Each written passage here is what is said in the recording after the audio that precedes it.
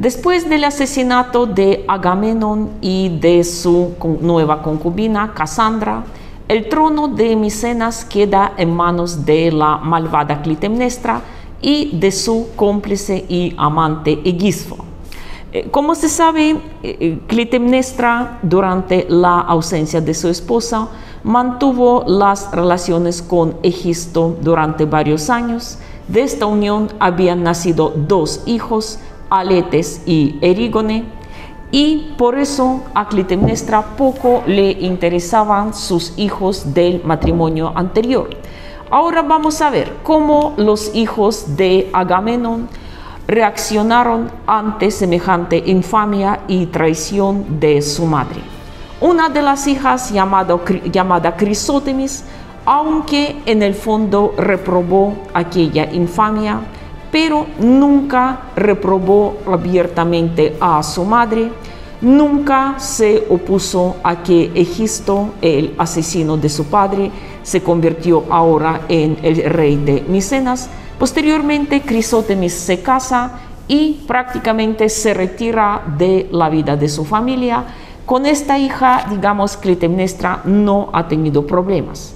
Totalmente distinta era la reacción de su otra hija, Electra. Electra jamás le perdonó a su madre la muerte de Agamenón, nunca ha dejado de extrañarlo. A propósito, la expresión el complejo de Electra, que se supone que quiere decir que la niña quiere ocupar el lugar al lado de su padre, desplazando a la madre, no digamos, demuestra la situación real, porque como se sabe, Electra no había conocido mucho a su padre. Él partió a la guerra cuando ella era una niña y de todos modos ella simplemente, al parecer, lo estaba idealizando y culpando a su madre de todas las desgracias de su vida. Por eso Clitemnestra siempre ha maltratado a Electra. Según una versión del mito, no le permitía casarse, la mantuvo todo el tiempo en el palacio junto con las sirvientas, mandándola a hacer los trabajos más sucios. O según otra versión, de todos modos la casó, pero con un campesino muy pobre de los alrededores de Micenas, pensando castigar a su hija con semejante desdicha. Pero el campesino, el hombre mucho mayor que la joven Electra y además muy noble, se dio cuenta que era un matrimonio únicamente para humillar a la princesa. Por lo tanto, nunca mantuvo con Electra ninguna relación carnal, ni pretendió hacerlo. Electra seguramente le estaba agradecida a aquel hombre por poder alejarse así del palacio y no ver todos los días a los asesinos de su padre. También se considera que fue Electra quien había salvado al pequeño Orestes, el único hijo varón de Agamenón, por quien de lo contrario habría podido terminar asesinado por Egisto. Bueno, en cuanto al destino de Orestes, aquí hay diferentes versiones. Parece que Orestes nació poco antes de la partida de su padre a la guerra de Troya. Por lo tanto, era el más joven entre toda la prole de Agamenón y tenía unos 10 años cuando se realizó el asesinato de su padre. No sabemos si Orestes estuvo presente o no en el palacio o en la ciudad de Micenas en general cuando se produjo aquel asesinato. Según una versión, no estaba en el palacio porque la misma Clitemnestra prefirió alejarlo, enviarlo fuera de Micenas a la casa de un pariente llamado Estrofio, rey de Fócide, una polis vecina, y por lo tanto Orestes no estuvo en el acto. ¿Qué estaba detrás de esta acción de Clitemnestra? Podemos tan solo imaginar. ¿Acaso quería salvar a su hijo porque sin duda él se convertiría en el segundo blanco de Egisto como heredero de Agamenón? dudosamente conociendo a Clitemnestra, o al parecer tal vez simplemente no quería tenerlo como testigo de aquel acto tan cruel e infame que pensaba cometer en relación con su padre. O, según otra versión, Orestes sí estuvo presente. Algunos autores afirman que incluso vio morir a su padre y se habría convertido en la próxima víctima de Egisto, de no ser por Electra y por su antigua nodriza Arsínoe, quienes lo sacaron previamente de la ciudad, prácticamente a escondidas al amparo de la noche, y según una versión, Arsínoe incluso sacrificó a su propio hijo. Lo hizo entrar en la habitación de Orestes, y Egisto, sin, digamos, al amparo de la noche, asesina a un niño inocente, hijo de la nodriza, pensando que había asesinado a Orestes, y tan solo al amanecer se da cuenta de su error. En fin, como podemos ver, la niñez de Orestes, los primeros 10 años de su vida, eran realmente trágicos. Luego, la mayoría de los autores coinciden en que al huir de Micenas, el niño es acogido por el rey de Fócide, Estrofio, quien a propósito era un pariente de su familia. Estrofio tenía un hijo más o menos de la misma edad que Orestes, tan solo un poco mayor, llamado Pylades. Así, los dos niños crecieron juntos, compartiendo sus clases, sus juegos, sus primeros ejercicios con armas, y aunque, como podemos ver, eran tan solo primos lejanos, con el paso del tiempo se volvieron tan unidos como unos verdaderos hermanos. Así transcurrieron otros 10 años más, y hasta que Orestes, como la mayoría de los jóvenes al cumplir la mayoría de edad, en compañía de su amigo Pylades, se dirige al oráculo de Delfos para, digamos, saber qué es lo que espera en la vida, y la predicción, la profecía ha sido bastante alarmante. El mismo dios Apolo, a través de la boca de la pitonisa, le profetizó que su vida sería llena de desgracias, que jamás recuperaría lo que le pertenece por derecho, si no castiga a los asesinos de su padre. Entonces, como podemos ver, era una mano divina que había dirigido a Orestes en su decisión de vengar la muerte de su padre. También Apolo le guió hacia Micenas de nuevo, diciendo que el primer paso debería ser hacer una ofrenda en la tumba de su padre. Orestes y su inseparable amigo y hermano del alma Pylades se dirigen a Micenas, encuentran la tumba de Agamenón, hacen ahí una libación, y luego Orestes, en señal de luto, aunque como podemos ver ya tardío, han transcurrido casi 10 años, se corta a sí mismo un mechón del pelo y lo deposita sobre la tumba. Luego los dos jóvenes se esconden en los alrededores de la tumba a ver quién más la visita.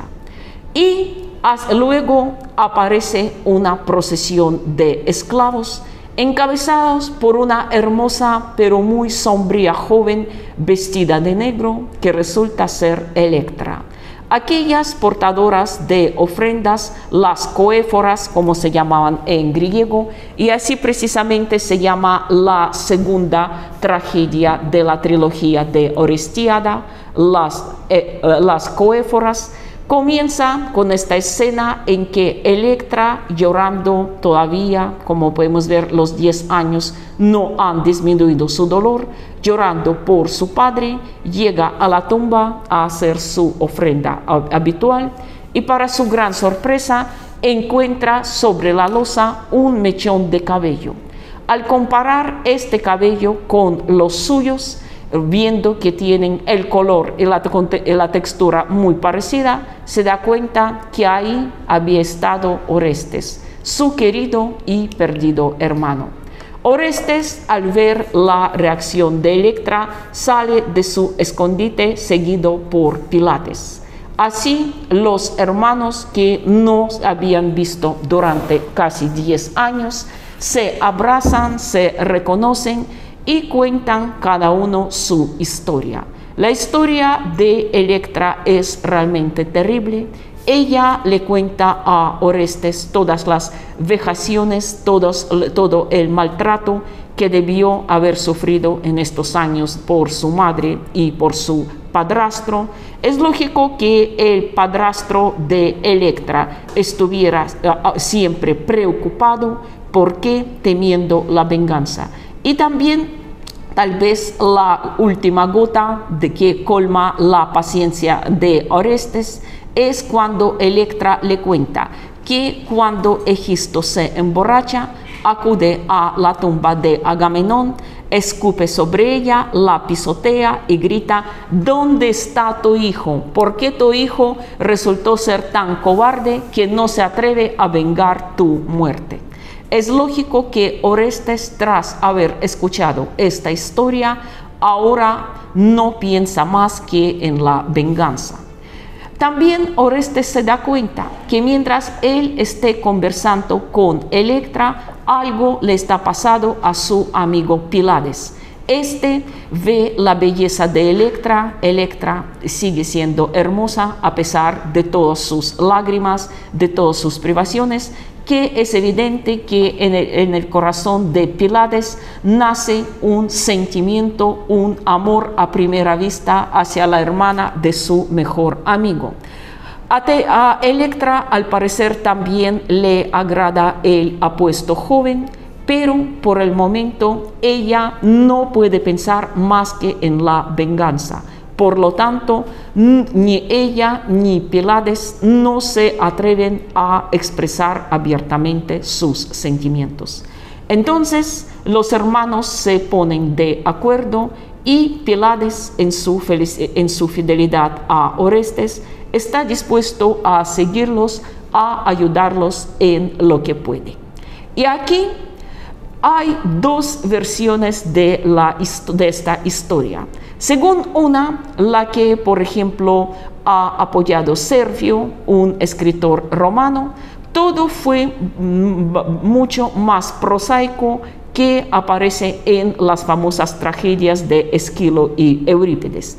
Tras haber tenido esta conversación con Electra, Orestes le promete que no va a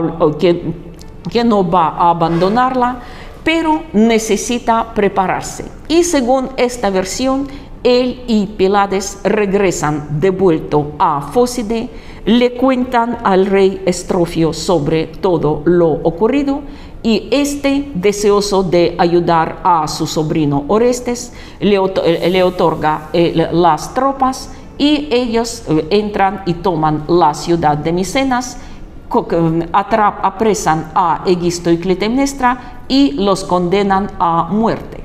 Pero, como se sabe, es una versión romana.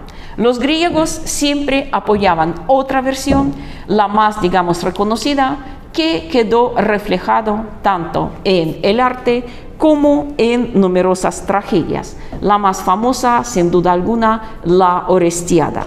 Según esta versión, Orestes y Pylades se dirigieron directamente al palacio de Micenas, haciéndose pasar por unos mensajeros enviados por el rey Estrofio.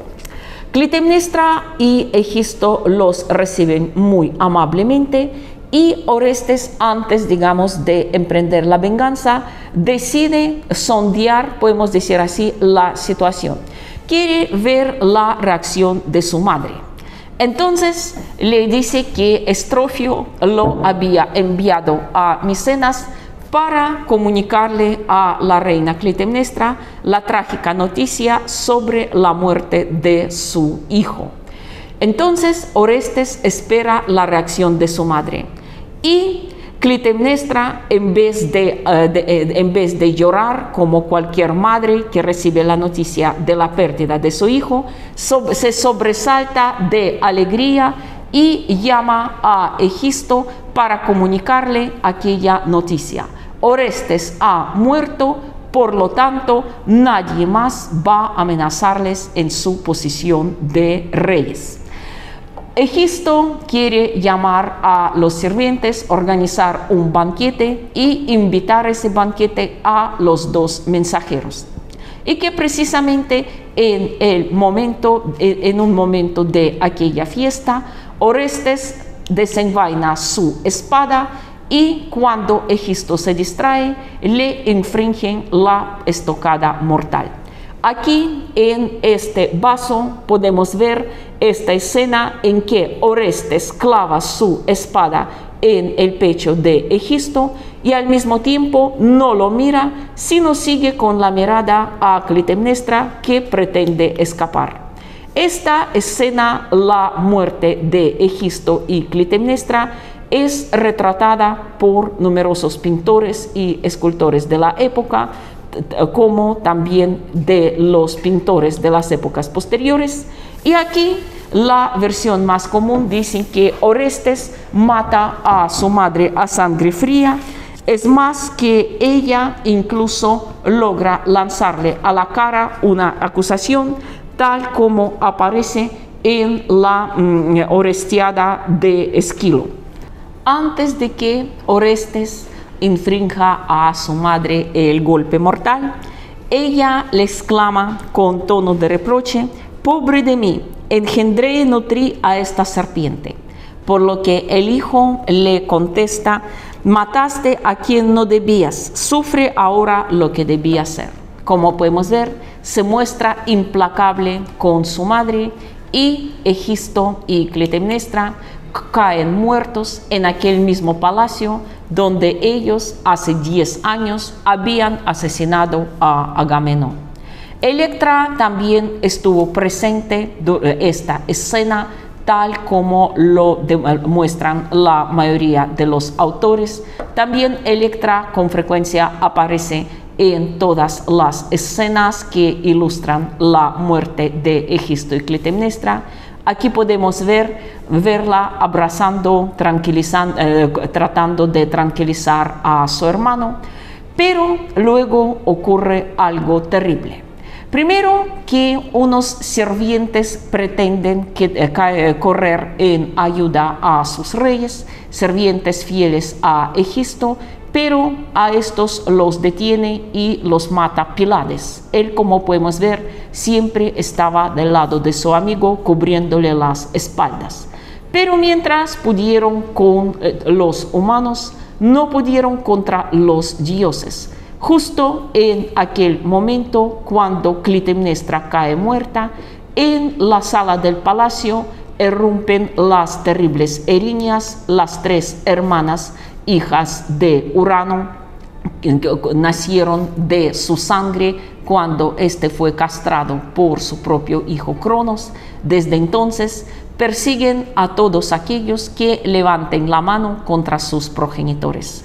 Y aparecen estas 3 terribles divinidades con sus cabelleras de serpiente, con látigos y antorchas en la mano, y con sus gritos comienzan a intimidar al pobre Orestes, quien realmente se siente loco.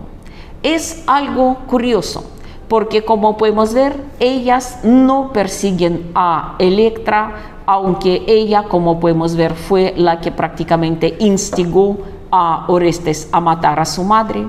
No persiguen a Pílades, pero bueno, con él es lógico, él no había matado a nadie quien fuera su pariente de sangre. En cambio, al pobre Orestes no lo dejan en paz, y en este caso ni su hermana ni su mejor amigo no pueden ayudarle. Le toca terminar loco o pedirle ayuda a los dioses. Ellas lo persiguen en todas partes, no le dejan ni comer ni dormir y ni siquiera lavarse de las manos la sangre de su madre. Entonces Orestes en vano trata de explicarlas que él lo había hecho por instigaciones de Apolo.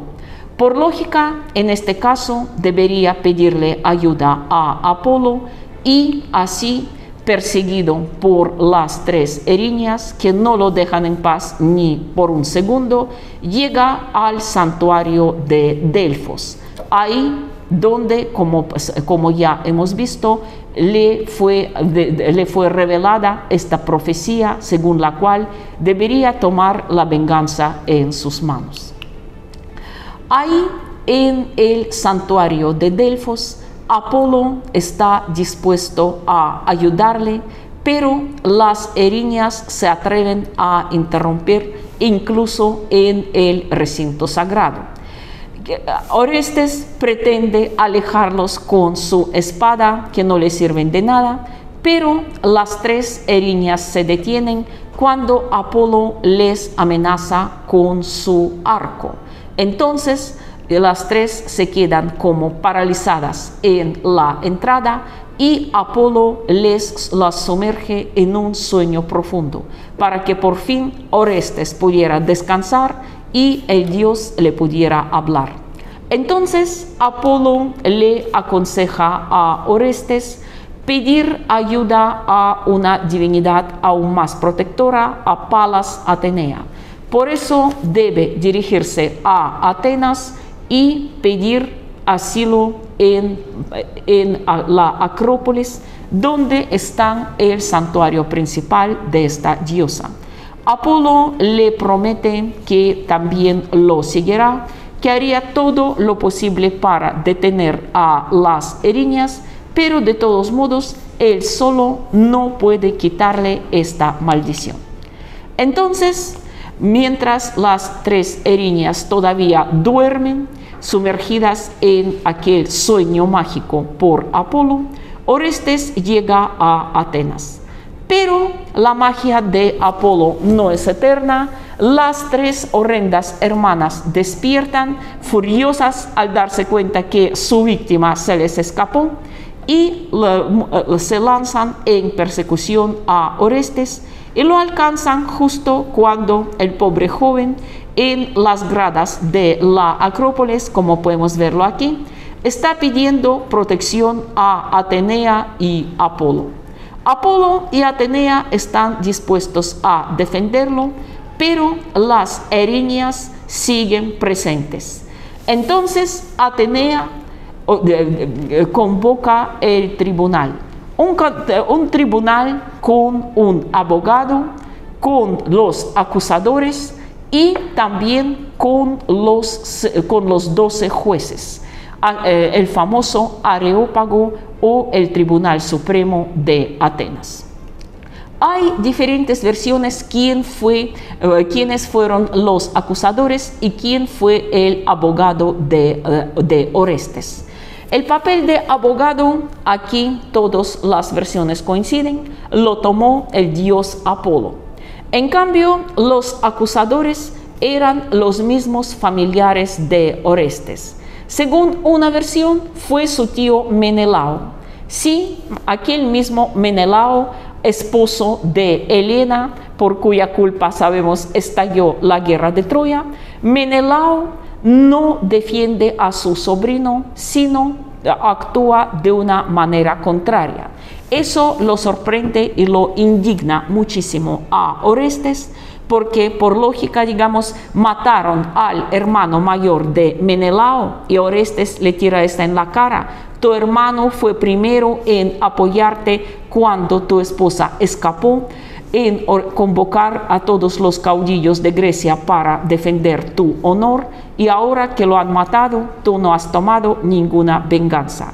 Así como podemos ver, el joven le lanza a la cara de su tío unas acusaciones bastante fundamentadas. Menelao, a cambio, afirma que él tendría toda la razón en que Clitemnestra merecía el castigo, pero aún así no debería alzar la mano contra su propia madre. Debería simplemente desterrarla. Y aquí Orestes como que se da cuenta, como si, si yo la hubiera desterrado, tú y Helena la acogerían en Esparta y ella saldría bien librada. Como podemos ver, Menelao reconoce que sí, Orestes tenía toda la razón para matar a Egisto, este sí merecía la muerte, pues al fin y al cabo, al parecer, él fue quien mató a Agamenón, Clitemnestra solo le ayudó, pero como podemos ver, Menelao se pronuncia a favor de su cuñada y no de su sobrino. O según otra versión, Erígone, la hija mayor de Clitemnestra con su segundo marido, con Egisto, quien decían que era muy parecida a su madre, tanto físicamente como también por su actitud, fue la que acudió a Atenas y tomó el papel de acusadora. Entonces, como podemos ver, en este caso, la acusadora de Orestes era su hermanastra. Ella también comienza a decir que con su actitud Orestes la había dejado huérfana a ella y a su hermano Aletes, por lo tanto merecía la muerte. En cuanto tras haber escuchado los argumentos de la defensa y de la acusación, como digamos en un juzgado común y corriente, los 12 miembros de Areópago, los 12 jueces votaron. Y aquí fueron 6 contra 6. 6 jueces votaron en contra y 6 a favor de la ejecución de Orestes. ¿Qué hacer en este caso? Entonces la última palabra la toma Atenea. Atenea dice que sin duda alguna derramar la sangre de sus familiares no es bueno, pero que Orestes lo había hecho por buenas razones. Y ella votó a favor de justificar a Orestes porque según decía ella, yo, como se sabe, nací de la cabeza de mi padre. No tengo madre y por eso para mí mi padre ha sido todo. Voto a favor de Orestes. Así que como podemos ver, Orestes es justificado por un solo voto, porque Atenea habló a su favor. Muchos historiadores consideran que en esta historia del tribunal contra Orestes aparece un momento histórico cuando en vez de la antigua venganza de sangre, ya toma fuerza el juzgado como tal, el derecho legítimo y además el patriarcado sobre el matriarcado, que la vida de un padre es más importante que la vida de una madre. Claro que aquí podemos también preguntar, ¿y por qué a la misma Clitemnestra jamás la persiguieron ni Eriñas ni otras divinidades por asesinar a su esposo? Como decían las mismas Eriñas, no era nuestra incumbencia porque ella y Agamenón no tenían ningún parentesco sanguíneo. Así que me parece que el caso de Orestes puede parecer hasta ahora muy interesante para los abogados, para los juristas, para finalmente resolver, ¿era Orestes culpable o inocente? Bueno, aquí precisamente con esta parte final, las Euménides, la tercera parte de la Orestiada, termina la famosa trilogía de Esquilo. Se llama así porque los habitantes de Atenas, al ver a las Eriñas tan enojadas, porque por primera vez en todo el tiempo ellos habían perdido a su víctima, ya no tenían derecho a perseguir a Orestes. Por eso los atenienses, más que todo los miembros de las familias de los jueces que votaron a favor de Orestes, tenían miedo que aquellas temibles diosas ahora iban a perseguir a ellos. Por eso les ofrecieron a las Eriñas convertirse en las patronas de Ática, de Atenas, y construyeron en su honor un templo subterráneo en una cueva cerca de Atenas condujeron ahí con solemnidad a las 3 hermanas y les hicieron unos sacrificios muy generosos. Desde entonces dicen que Eriñas se han suavizado un poco y recibieron el apodo de Euménidas, lo que quiere decir benévolas y favorables. Como podemos ver, un final feliz para todos. Sin embargo, aunque Esquilo afirma que aquí, precisamente con este episodio, terminan la tragedia y por lo tanto las aventuras de Orestes, otros autores no coinciden con él. Más que todo Eurípides, quien, como se sabe, escribe una continuación con su famosa tragedia Ifigenia en Táuride. Pues, según Eurípides, la mayor y la más implacable de las Eriñas, Alecto, seguía persiguiendo ocasionalmente a Orestes, mientras sus 2 hermanas lo dejan en paz.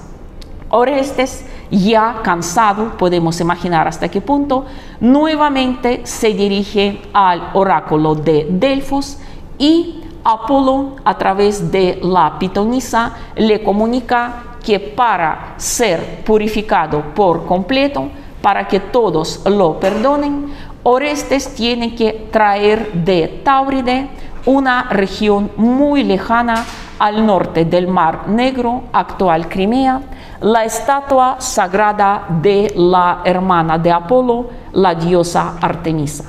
Así que ahora Orestes se prepara para una expedición muy lejana a las costas de la, en aquel entonces, totalmente salvaje e inexplorada Táuride. Pilates decide acompañarlo. Claro, no podían separarse los 2 mejores amigos, así que su relación con Electra debe esperar. Pilates y Electra se ven obligados a separarse. Pero lo que no sabía Orestes era que en aquel santuario de Ifigenia, situado en el cabo de Fiolent, cabe señalar que el cabo con este mismo nombre se encuentra hasta ahora en Crimea suroccidental, que la sacerdotisa suprema de aquel templo era ni más ni menos que Ifigenia, su hermana mayor, desaparecida hace más de 20 años. Recuerdan que nos dejamos a Ifigenia en Áulide, en el altar de Artemisa, donde debía ser sacrificada para que los barcos de su padre Agamenón pudieran zarpar rumbo a Troya. Pero en el último momento, la joven es salvada por la diosa Artemisa, quien la traslada a través de los mares al otro extremo del mundo, a Táuride, donde la convierte en su sacerdotisa. Aparentemente no había nada malo en aquel servicio, pero el problema era que los tauros, habitantes de la península, un pueblo en gran parte salvaje, sanguinario, tenían muy mala costumbre de ofrecer sacrificios humanos a su diosa.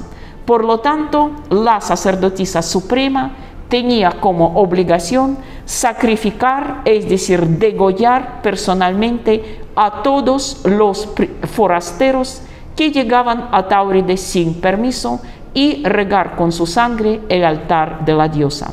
Buen servicio le encontró Artemisa a la pobre Ifigenia. Entonces pasan años, Ifigenia dirige contra su voluntad aquellas ceremonias sanguinarios.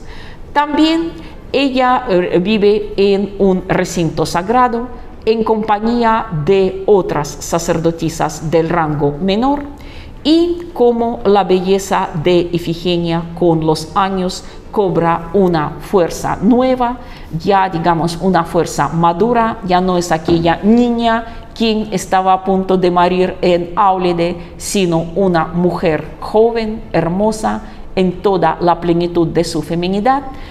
Ella se convierte en el objeto de deseo sexual de muchos tauros e incluso del mismísimo rey de ellos, Foante. Sin embargo, nadie se atreve a tocarla teniendo miedo de la furia de Artemisa, aunque sin duda alguna Ifigenia debió adivinar las intenciones de los fieles, las intenciones del rey Foante, y por lo tanto se sentía muy infeliz.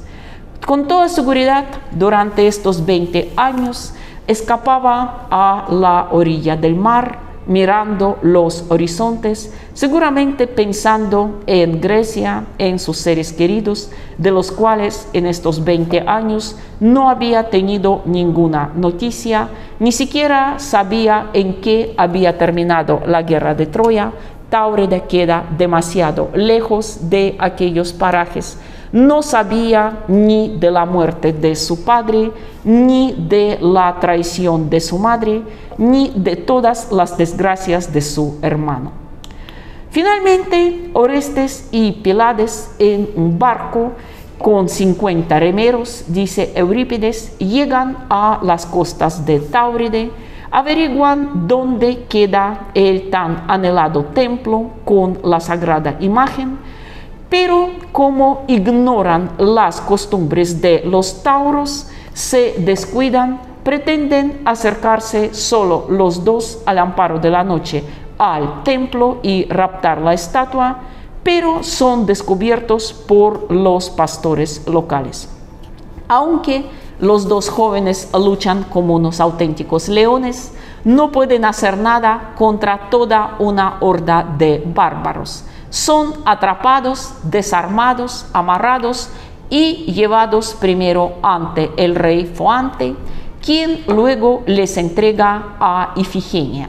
La sacerdotisa suprema debe realizar la ceremonia y degollar a los dos forasteros, a los dos intrusos, en el altar de la diosa.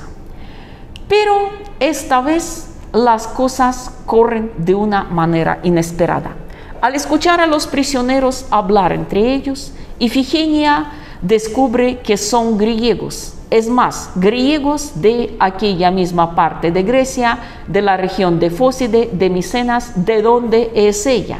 Entonces se le ocurre escribir una carta y sacrificar solo a un prisionero. Al otro, en cambio, le deja en libertad, a cambio si él lleva a Grecia esta carta y averigua algo sobre sus familiares. Como podemos ver, por primera vez en estos 20 años, Ifigenia tiene la posibilidad de enviar algún mensaje, a comunicarse con su familia. Entonces, Orestes insiste en que Pilates sea liberado y enviado a Grecia. Pilates insiste en lo contrario, y así, al enterarse del contenido de la carta, los tres descubren la verdad. Orestes y Ifigenia se reconocen. Así como podemos ver años después, Orestes se entera de la existencia de su otra hermana, a la que consideraba muerta hace muchos años. Entonces, Ifigenia, por supuesto, ya no puede sacrificar a ninguno. Ella descubre que uno de estos jóvenes es su hermano y otro su primo. Por lo tanto, acuden a la astucia. Todo ya está listo para la ceremonia sagrada, pero en el último momento, Ifigenia anuncia que los extranjeros son impuros, que por lo tanto no pueden ser sacrificados ahora mismo, y que además ellos, tratando de raptar la sagrada estatua de Artemisa, lo han mancillado con su contacto. Por lo tanto, los tres, tanto los dos, elegidos como la estatua, tienen que ser primero lavados en el mar para purificarse. Y Ifigenia, por lógica, como la sacerdotisa suprema, debe ver esta ceremonia para que no vuelvan a ser mancillados otra vez. Orestes Ifigenia, Pilates, portando entre los tres la estatua sagrada de Artemisa, se acercan justo a aquella bahía donde está escondido el barco de Orestes con sus remeros. Los tres se lanzan al agua y nadan hacia el barco. Los escoltas del templo no pueden hacer nada y además dicen que apenas los tres suben al barco, no hay forma de organizar la persecución porque justo en aquel momento del mar brotan tres rocas. Hasta ahora en el Cabo Fiolent, en Crimea, hay tres rocas que llevan nombres de los personajes de esta historia. La roca más grande es llamada la roca de Ifigenia, esta es la más cercana a la costa, y un poco más lejos en el mar, a cierta distancia, hay otras dos rocas del tamaño menor, llamados hoy la roca de Orestes y la roca de Pílades, como si los mismos dioses hicieron brotar estas rocas para proteger a los fugitivos. Ahora ya nadie puede impedir su escape. Pronto los tres llegan sin problemas, sin contratiempos. Los dioses, a diferencia, recordamos, del caso de los argonautas o del Odiseo, son favorables a Orestes. Llegan a Atenas, donde Ifigenia funda un nuevo templo en honor a Artemisa en Ática, en un cabo cerca de Atenas. Instala ahí la sagrada imagen traída de Táuride y anuncia que este nuevo culto será libre de los rituales sangrientos del pasado, que nunca correrá sangre humana en sus altares. Así que Ifigenia sigue con su carrera sacerdotal, si podemos decir así, vivirá muchos años más y dirigirá este culto. Pilates y Electra por fin pueden casarse. Cabe señalar que ellos sí fueron felices, al parecer vivieron muchísimos años y tuvieron dos hijos, uno de los cuales recibió el nombre de Estrofio en honor al padre de Pilates. Pero al mismo Orestes, por muy extraño que parece, aún le esperan nuevas pruebas. Primero, que al regresar a Micenas ve que su trono quedó ocupado por Aletes, su hermanastro y su hermanastra Erígone. Aquí, digamos, hay diferentes versiones en cuanto a cómo actúa Orestes. A su hermanastro lo mata por usurpador, y esta vez las erinias no intervienen, aunque por lógica deberían hacerlo. Orestes nuevamente hace correr la sangre de su propia familia, mata a aquel quien es su hermano nacido del mismo vientre materno, aunque de un padre diferente. En cuanto a Erígone, según una versión, ella intentó matar a Orestes, pero no le resultó. Como podemos ver, trató de actuar como su madre, pero no pudo. Y según una versión, ella, al ver su atentado frustrado, se suicida, se ahorca, o según otra versión, Ifigenia se apiada de ella y le permite entrar en su orden sacerdotal para digamos, rezar así por para expiar sus pecados. O incluso hay una tercera versión según la cual Orestes simplemente la convierte en su concubina. Incluso con el paso de tiempo llega a tener con ella un hijo llamado Pentilo, quien, siendo ilegítimo, no podría tener derecho al trono de Micenas, y luego sería exiliado a Lesbos, donde funda su propio reino. Pero al fin y al cabo, Orestes, ahora que era rey de Micenas, necesitaba una reina. Y aquí puede surgir una pregunta: ¿quién sería? Hasta el momento, como podemos ver, Orestes ha tenido una vida tan llena de aventuras, de venganza, de sed de sangre, que no tenía tiempo ni para enamorarse, ni para tener una relación más o menos estable. La cuestión es que Orestes desde niño estaba comprometido con Hermíone. Hermíone, su prima, hija de Helena con Menelao. Este compromiso, al parecer, se dio aún antes de la guerra de Troya. Pero como Menelao consideraba que Orestes había muerto, o por lo menos andaba perdido, no se sabe dónde, cuando finaliza la guerra de Troya, entrega a Hermíone, todavía poco más que una niña, a Neoptólemo, el hijo de Aquiles. Fue entonces como comienza la rivalidad entre nuestro héroe y el hijo de Aquiles. Prestemos ahora cierta atención a Neoptólemo. ¿Cómo era el hijo de Aquiles? Cabe señalar que, aunque jugó cierta importancia en la fase final de la guerra de Troya, como se sabe, su participación con el truco del caballo fue decisiva.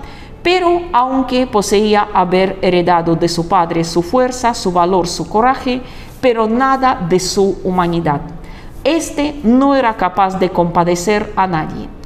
Se cree que fue precisamente Neoptólemo quien dio muerte con sus propias manos al pequeño Astianacte, hijo de Héctor.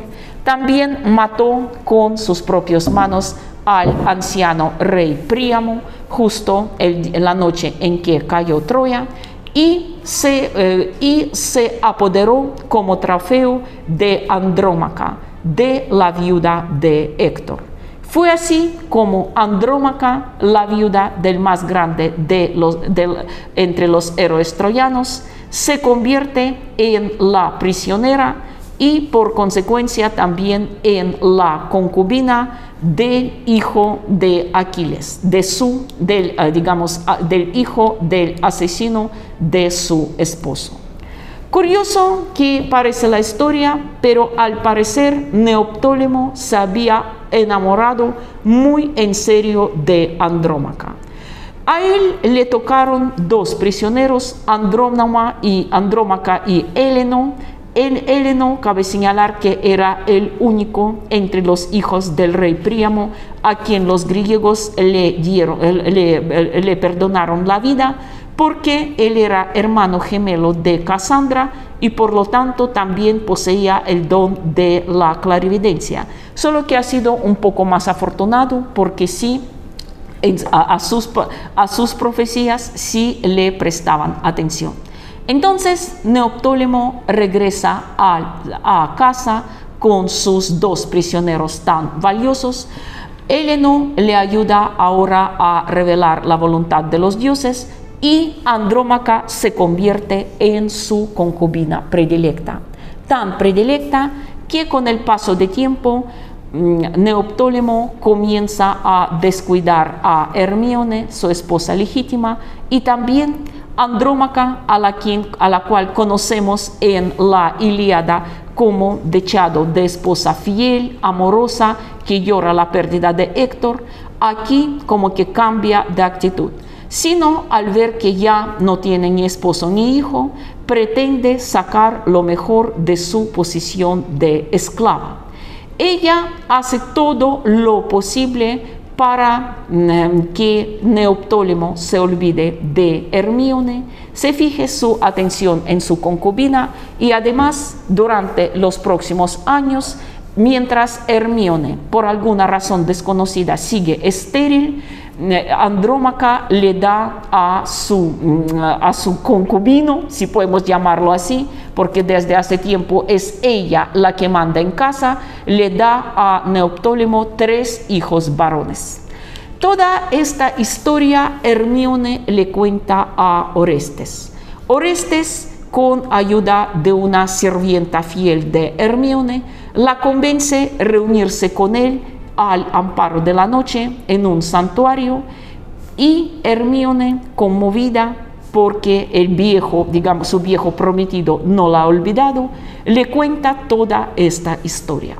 Tal vez si Orestes se hubiera dado cuenta que Hermíone estaba feliz en su matrimonio con Neoptólemo, lo tomaría con calma y no continuaría con sus acosos. Pero él, al ver cómo sufre Hermíone, es más, Hermíone incluso considera que Andrómaca a lo mejor le había lanzado un hechizo. Esas troyanas no sabe qué se puede esperar de ellas, que tal vez por eso yo sigo estéril y desdichada, que Andrómaca se había apoderado de mi casa como una esposa legítima. Entonces a Orestes les surgen más y más ganas de acabar con esta injusticia. Finalmente, Hermíone le cuenta que ella y Neoptólemo piensan hacer una visita a Delfos para saber por qué su matrimonio sigue estéril, por qué Hermíone no puede procrear ningún hijo. Y cuando están ahí preguntando el oráculo, Orestes ataca a Neoptólemo y lo mata. Como podemos ver, no sabemos si era un combate entre iguales. Los dos, como se sabe, eran hijos de grandes guerreros. Uno hijo de Aquiles, otro hijo de Agamenón. O tal vez simplemente Orestes lo atacó por sorpresa. Pero lo cierto es que Neoptólemo muere. En este episodio podemos ver cómo la maldición que afectaba a los padres pasa también a los hijos. En esta escena tan trágica, tan sangrienta, participan hijo de Aquiles, hijo de Agamenón y hija de Helena. O según otra versión, Hermíone no estuviera presente, que Neoptólemo había ido al santuario solo y Orestes ya después le había comunicado esta noticia. Aquí precisamente podemos ver la escena en que Orestes muestra su espada ensangrentada a Hermíone y a Andrómaca, y mientras Hermíone se ve simplemente sorprendida, Andrómaca realmente llora. Pues cabe señalar que Orestes actuó con Andrómaca de una manera bastante magnánima. Le otorgó la libertad y también otorgó la libertad a Héleno. Recordamos aquel esclavo profeta de Neoptólemo, se la entregó en matrimonio e incluso les otorgó unas tierras en una región que se conoce como Epiro. Fue así como Héleno, el hermano del difunto Héctor, se casa con su viuda y dicen que vivieron felices procreando una nueva dinastía. Mientras tanto, el mismo Orestes por fin se casa con Hermíone, la novia de su niñez, y de esta unión sí nace un hijo llamado Tisámenes o Tisámeno, quien posteriormente hereda el trono de Micenas. De ahora en adelante nada parece ensombrecer la vida de Orestes. Dicen que su reinado duró ni más ni menos 80 años. Murió siendo ya muy anciano, pero tampoco de una muerte natural. Dicen que en el último año del reinado de Orestes, su reino quedó devastado por una hambruna, por una peste con otras plagas, y entonces Orestes, acudiendo ya por enésima vez a su querido santuario de Apolo en Delfos, pregunta cómo podría librar su pueblo de estas plagas, y el oráculo le dice que solo reconstruyendo Troya y todos sus templos. Orestes está pensando organizar una nueva expedición a Troya y nuevamente llamando a todos los descendientes de aquellos reyes antiguos pretendientes de Helena, tal como lo había hecho en otros tiempos su padre Agamenón, pero esta vez no con los barcos y los soldados, sino con herramientas y brigadas de constructores para reconstruir Troya. Lastimosamente, aquel plan tan noble no es realizado porque de regreso a Micenas, Orestes es mordido por una serpiente venenosa y muere poco después de haber cumplido 100 años. Entonces al trono sube su hermano Tisámenes y este resulta ser el último rey de la dinastía de los Átridas, porque posteriormente dos hijos de Hércules, los Heráclides Euristenos y Procles, invaden Peloponeso con su ejército y en la batalla decisiva muere Tisámeno con su hijo mayor y sus otros hijos terminan desterrados. Así como podemos ver, comienza la nueva etapa de la historia. Llegan al Peloponeso los dorios, fundadores de las nuevas dinastías reales. Así como podemos ver, de larga y tormentosa fue la vida de Orestes y sus descendientes, y así se manifestó la maldición de los Átridas.